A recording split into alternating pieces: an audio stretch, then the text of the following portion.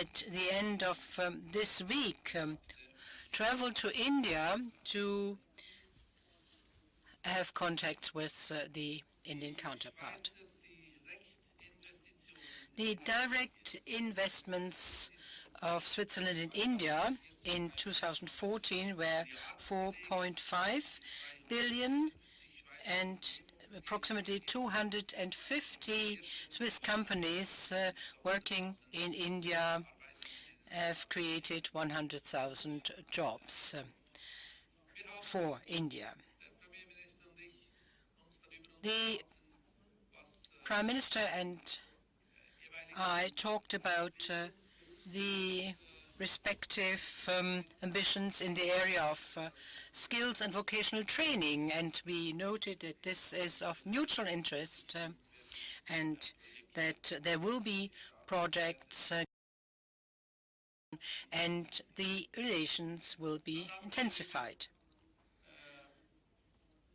After that, we talked about fiscal, and we noted that India and Switzerland over the last few years were fighting against tax fraud and tax evasion, making considerable progress in the cooperation between our countries, based on a practical, pragmatic level. And State Secretary de Watteville will go to India in the 14th of June to continue these discussions. Which is more and more important is the area of education and training, as I mentioned already, and also research and innovation. In all these areas, we are amongst the best of the world, and therefore we are modest and try to intensify our cooperation because we think that this is a real asset. We exchanged about clean tech, energy security, clean air, and sustainable development. And on the part of the Indians, another theme was the application of becoming a member of the Nuclear Suppliers Group, which the Prime Minister will certainly mention. In this context, Switzerland welcomes, of course, an Indian contribution to the non-proliferation of nuclear arms in this world.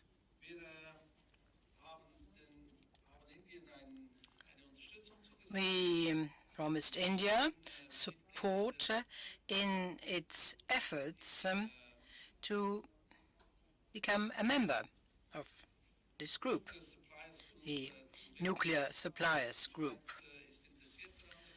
Switzerland is interested in having India as a member, and the process has started, and we will certainly share and contribute actively. Mr. Prime Minister, thank you very much for visiting us here in Geneva. It is a real honor for us. It is only a few days ago that we arranged this meeting after we've met at the Nuclear Summit in Washington recently.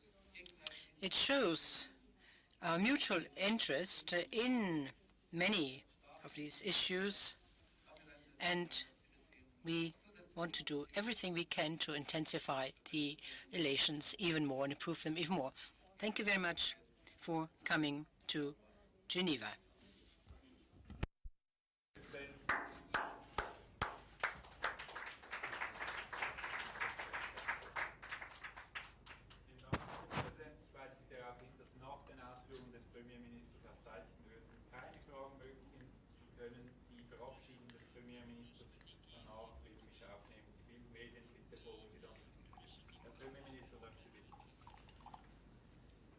Your Excellency, President Johann Schneider-Ammann, friends, thank you, Excellency, for your warm remarks and generous welcome. I feel the weight of history standing here with you in the truly international city, Geneva. and not just international, but a city with a humanitarian soul. After all, it is home to the Red Cross and headquarters of several international organizations devoted to serving mankind. Friends, India and Switzerland have both been the voices of peace, understanding, and humanitarian values in the world. In last 7 decades, our friendship had consistently seen an upward trajectory. Today, President and I reviewed our multifaceted bilateral ties. We also held detailed discussions with CEOs.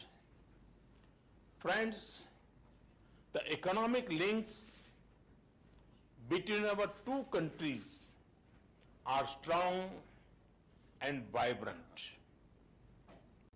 Many Swiss companies are household names in India.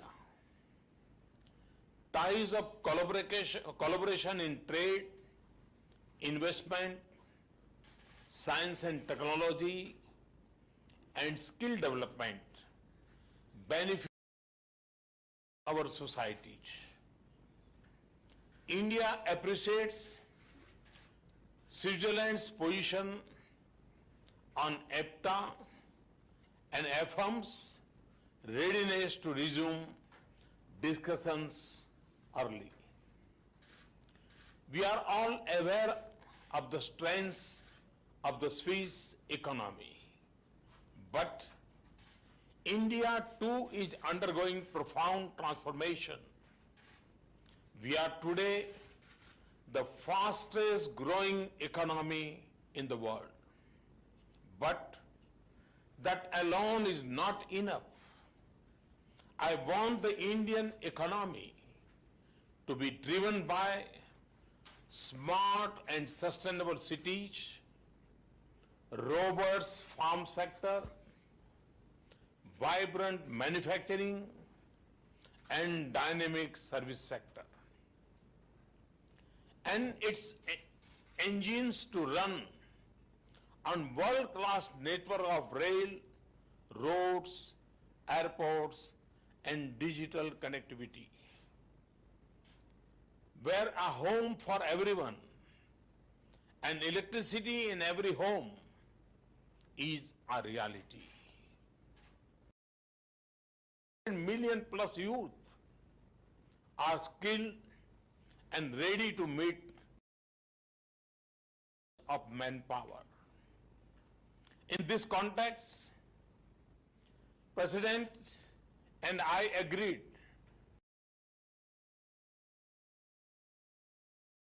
vocational educational training system suited for India's needs. We all observed the World Environment Day yesterday. In tune with its objectives and India's civilizational ethos, an economically prosperous India will also be friendly to the planet and our environment. Reliance on renewable energy rather than on fossil fuels is our guiding motto. Friends, we see a perfect connect between our development needs and Swiss strengths. I therefore invite the Swiss companies to avail of this great opportunity to be a key partner in India's economic growth. Ultimately, the economic prosperity of 1.25 billion people would also benefit the entire world. Friends, India and Switzerland are share a commitment to reform international institutions in line with current global realities.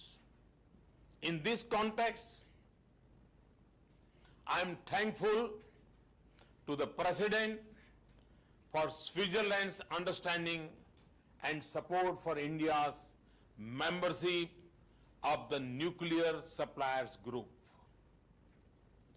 Combating the menace of black money and tax evasion is also our shared priority. We discuss the need for an early and expeditious exchange of information to bring to justice the tax offenders. An early start to negotiations on the agreement on automatic exchange of information would be important in this respect. Friends, strong ties between the people of our two countries are an important base and benchmark of our linkages.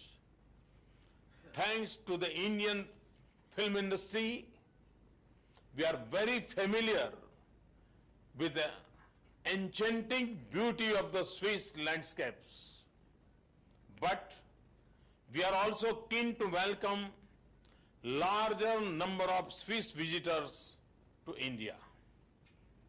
For this, we have opened the facility of e-tourist visa for Swiss nationals earlier this year.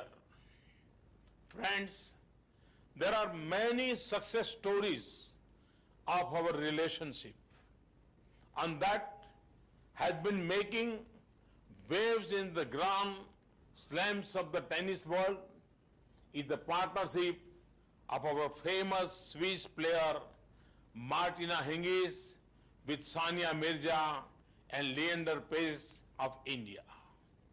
I am confident that our common commitments and values, people-to-people links, and a strong and growing economic partnership will take our relations to new heights. Thank you, Excellency, once again for hosting me in Geneva. Thank you very much. Thanks to Switzerland.